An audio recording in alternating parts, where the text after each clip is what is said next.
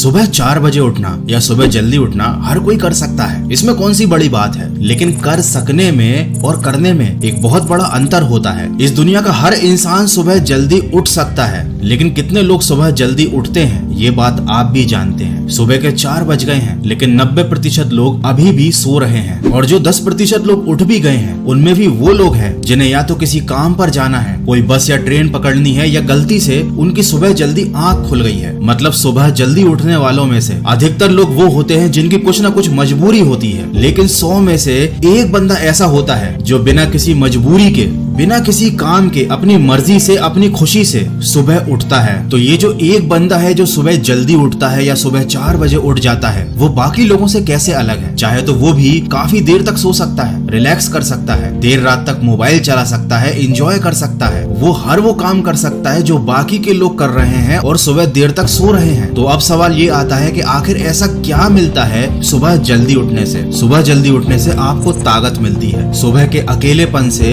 सुबह के सुकून से आपको हिम्मत मिलती है। फालतू के लोगों को छोड़कर टाइम से सोने की आपके अंदर एक शक्ति आती है, और ये आदत आपकी लाइफ और आपकी वेल्थ बनाती है। आप देर रात तक जागकर पढ़ाई करो या सुबह जल्दी उठकर पढ़ाई करो, पढ़ना आपको उतना ही पड़ेगा, लेकिन रात के समय जब आप स्टडी करते हो, देर रात तक जागते हो, तो आपका अगला दिन खराब होता है, क्योंकि आपकी नींद पूरी नहीं होती, और साथ ही साथ आपकी हेल्थ भी लॉन्ग टर्म में खराब होती है। लेकिन वही समय अगर आप सुबह जल्दी उठकर अपने आप को देते हो, तो आपकी एक आदत बदलती है। आप देर रात तक जागकर जब पढ़ाई करते हो, तो पढ़ाई को छोड़कर हो सकता है आप मोबाइल चलाने में व्यस्त हो जाओ, आप किसी और चीज में अपना टाइम खराब करने लग जाओ, क्योंकि रात के समय हर इंसान की मेंटेलिटी ये होती है कि मैंने दिन भर काम किया है, मैंने दिन भर बहुत पढ़ाई की है, अब ये टाइम है रिलैक्स करने का। लेकिन यही काम जब आप सुबह करते हो, तो आपके मन में ऐसे विचार नहीं आते, आप उस समय को बर्बाद नहीं कर सकते चाह कर भी, क्योंकि अभी ही तो आप सोकर उठे हो। अगर आप सुबह पढ़ाई करने के लिए उठे हो, तो आपका मन नहीं करेगा मोबाइल चलाने के लिए, क्योंकि आप रात में ये सोचकर सोए थे कि मैं सुबह जल्दी उठ ही इसलिए रहा हूँ ताकि मैं पढ़ाई कर पाऊँ। और जब आप इतनी मेहनत करके सुबह उठ जाते हो, तो फिर आप उस टाइम को खराब नहीं करोगे।